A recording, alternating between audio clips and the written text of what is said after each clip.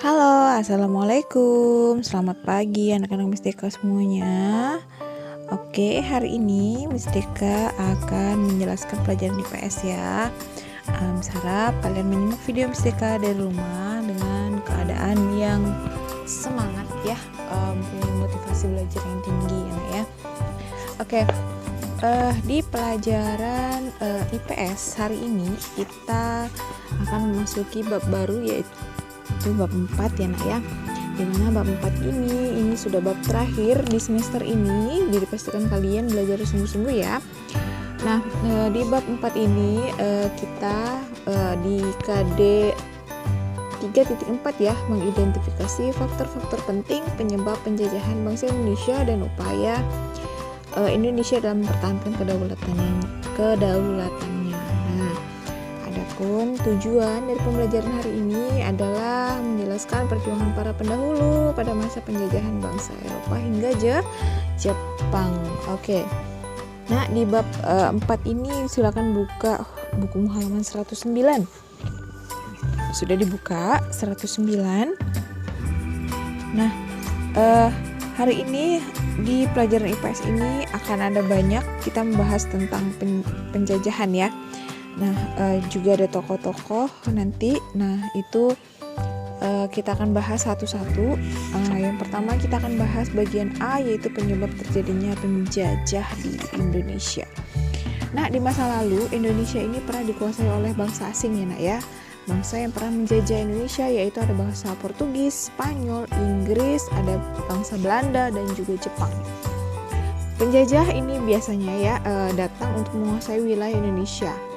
Mereka juga berusaha menguasai hasil buminya, hasil bumi Indonesia demi keuntungan negaranya. Jadi memang hasil bumi dari negara Indonesia ini banyak sekali ya nak ya. Makanya mereka berbondong-bondong datang untuk menguasai hasil buminya. Nah, selama masa tersebut rakyat Indonesia berusaha melawan. Di berbagai daerah masyarakat Indonesia menentang bangsa asing dengan gagah berani agar dapat lepas dari penjajahan. Contohnya, rakyat Bali yang berperang mengobarkan ya semangat puputan atau habis-habisan demi kehormatan tanah air. Nah, untuk mengenang perjuangan para pendahulu yang telah gugur, didirikanlah namanya Monumen Puputan di kota Denpasar, Bali. Oke. Terdapat sejumlah faktor yang menyebabkan bangsa asing ini menjajah Indonesia ya. Faktor ini dapat dibedakan menjadi dua, yaitu ada faktor pendorong dan juga ada faktor penarik. Nah, mari kita bahas yang pertama dulu, yaitu ada faktor pendorong. Faktor pendorong adalah faktor yang menyebabkan bangsa asing ini ingin dapat menguasai Indonesia. Faktor-faktor tersebut antara lain, yang pertama ada berlangsungnya zaman Renaissance atau zaman penyerahan di Eropa. Sejak abad ke-14 hingga ke-17, pada zaman ini ilmu pengetahuan baru berkembang pesat, termasuk dalam bidang sains, geografi, dan juga teknologi maritim. Hasil penemuan baru di bidang teknologi maritim antara lain penyempurnaan kompas, terus kemudian ada teleskop, peta dunia, ada karavel juga atau perahu cepat berukuran kecil yang mudah digunakan dalam penjelajahan samudra. Oke, sekitar tahun 1300-an ya nak ya. Ini ada Marco Polo menulis buku catatan perjalanannya yang berjudul The Travels of Marco Polo. Buku ini menginspirasi banyak pelaut Eropa termasuk Christopher Columbus untuk melakukan penjelajahan samudra. Yang kedua, berkembangnya teori heliosentris dari Nikolaus sih. Ini Copernicus dan didukung oleh Galileo Galilei.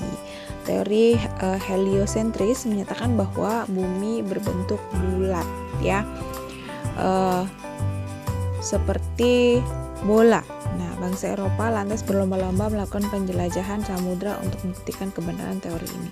Kalian lihat di buku kalian halaman 110, di situ ada foto Nikolaus Copernicus, merupakan penemu teori heliosentris yang merupakan juga ya, dia juga percaya teori yang mengatakan bahwa bumi mengelilingi matahari. Oke, kemudian faktor pendorongnya yang ketiga yaitu jatuhnya Konstantinopel ke tangan Turki Ottoman tahun 1453. Konstantinopel yang berada di Laut Tengah dulunya adalah pusat pemerintahan Romawi Timur. Nah, Laut Tengah menjadi pusat perdagangan antara bangsa Barat Eropa dengan bangsa Timur, Nah, salah satu barang yang diperdagangkan adalah rempah-rempah ya. Setelah Konstantinopel ini direbut oleh Turki Ottoman, akses bangsa Eropa memperoleh rempah-rempah menjadi sulit dan juga mahal. Oleh karena itu, mereka berusaha mencari daerah baru penghasil rempah-rempah. Ini namanya ya nak ya, negara-negara asing ini biasanya memang berpindah-pindah untuk mendapatkan rempah-rempah ya. Kemudian yang keempat, ada semangat bangsa Eropa untuk mewujudkan misi Gold Glory Gospel ya, atau 3G ya, 3G.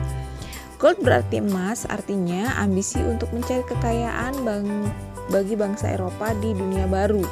Glory artinya mencari kemuliaan dalam bidang sosial dan juga politik. Salah satu cara melalui penaklukan wilayah baru. Kemudian gospel artinya misi untuk menyebarkan ajaran Nasrani ke dunia baru. Nah, jatuhnya kota Konstantinopel menyulitkan bangsa Eropa untuk mendapatkan rempah-rempah ya nak ya. Lihat di halaman 111 itu ada gambarnya juga di sana ya. Nah, itu tadi ada faktor pendorongnya ya. Ada zaman Renaissance ya, atau zaman pencerahan di Eropa. Kemudian ada berkembangnya teori heliosentris ya dari Nicholas Copernicus. Kemudian ada jatuhnya Konstantinopel. Kemudian yang terakhir ada 3G ya. Nah, kemudian ada faktor pendorong, ada juga faktor penarik. Apa itu faktor penariknya? Faktor penariknya adalah faktor yang memungkinkan bangsa asing untuk masuk dan menguasai wilayah Indonesia. Faktor-faktor tersebut antara lain sebagai berikut. Yang pertama, kekayaan alam yang dimiliki wilayah Indonesia. Kita tahu Indonesia itu kaya sekali ya nak ya, hasil buminya ya, kekayaan alamnya banyak sekali, khususnya berupa rempah-rempah. Rempah-rempah adalah barang dagangan yang mahal bagi bangsa Eropa ya. Jadi karena rempah-rempah ini yang punya Indonesia ya, itu harganya mahal banget kalau kita jual di luar negeri, karena di luar negeri itu nggak ada ya. Rempah-rempah tahu nggak sih nak ya, kayak yang semacam apa ya, bumbu-bumbu dapur itu termasuk rempah-rempah ya. Oke.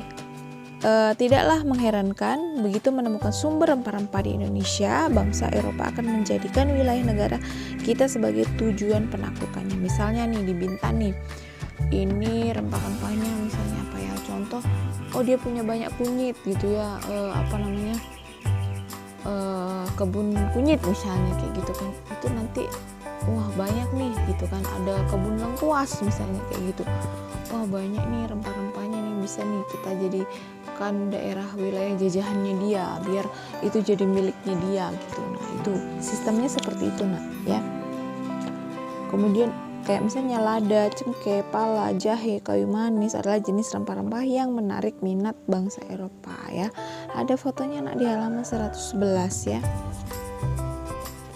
Oke, yang kedua itu terbukanya hubungan perdagangan. Letak wilayah Indonesia yang strategis ya sangat mendukung untuk dijadikannya pusat perdagangan internasional.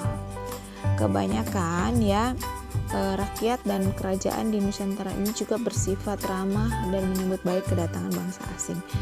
Nah, keramahan inilah memungkinkan bangsa asing yang awalnya hanya berniat berdagang menjadi lebih mudah menguasai Indonesia. Itulah nak ya, kita tuh memang negara yang dikenal sangat ramah ya nak ya, tapi malah keramahan itu dimanfaatkan negara asing untuk menguasai negara kita gitu, karena ini udah orang kaya, negara kaya ya, orangnya ramah, terus mudah gitu ditipu daya oleh bangsa asing. Jadinya ya udah deh, keambil deh itu kekayaan alam kita gitu. Yang terakhir, masih kurangnya rasa persatuan dan juga kesatuan. Pada masa lalu, wilayah Indonesia ini secara umum masih disebut Nusantara. Nusantara sendiri ya terdiri dari banyak kerajaan yang masing-masing masih bercorak kedaerahan. Akibatnya bangsa asing ini dapat mengadu domba antara satu daerah dan daerah lain dengan mudah. Perpecahan antar daerah yang terjadi menguntungkan penjajah sehingga dapat menguasai Indonesia. Ini ya namanya orang waktu dulu ya, penjajah ini sangat licik ya nak ya, sangat licik. Nanti misalnya kerajaan satu dengan kerajaan lain itu diadu domba gitu. Diadu domba tuh kayak diaduin gitu loh. Ini jelekin kamu tuh, yang ini jelekin kamu nih kayak gitu. Jadi akhirnya mereka kelahi sendiri. Nah pas mereka kelahi inilah penjajah tuh masuk ke daerah tersebut untuk menguasai hasil buminya gitu ya. Nah di sini ada contoh juga. Ini adalah pelabuhan Sunda Kelapa yang menjadi tempat yang pertama kali Portugis datangi di Pulau Jawa. Pada masa penjajahan bangsa Eropa, Kepulauan Maluku dijuluki sebagai Kepulauan Rempah. Di Maluku dulu tuh banyak rempah-rempahan, jadi mereka kayaknya ke sana gitu ya. Oke, dilihat di sana juga ada ya di bukumu ya, halaman 112 itu adalah peta dari Maluku, di mana itu banyak sekali mungkin rempah-rempah di sana ya. Oke, itu tadi nak penjelasan Miss Eka tentang penyebab terjadinya penjajahan di Indonesia ya. Jadi bisa disimpulkan bahwa terjadinya itu ada banyak faktor ya, dimana faktor utamanya ya kalau kata Miss Eka sih karena di negara tersebut sih kayak misalnya ada masalah, jadi mereka pergi gitu ya dari negaranya untuk berlayar gitu ya. Kemudian yang paling penting banget ya, karena di Indonesia ini banyak sekali kekayaan alam yang kekayaan alam tuh kalau dijual bisa menghasilkan banyak uang gitu. Jadi membuat penjajah tuh menarik gitu ya untuk menguasai daerah ya, untuk mencari kekayaan di daerah lain gitu dengan cara menjajah yang sebenarnya nggak bagus gitu ya. Nah itu tadi faktornya ya. Oke, terima kasih sudah menonton video dari Miss Eka. Sampai jumpa.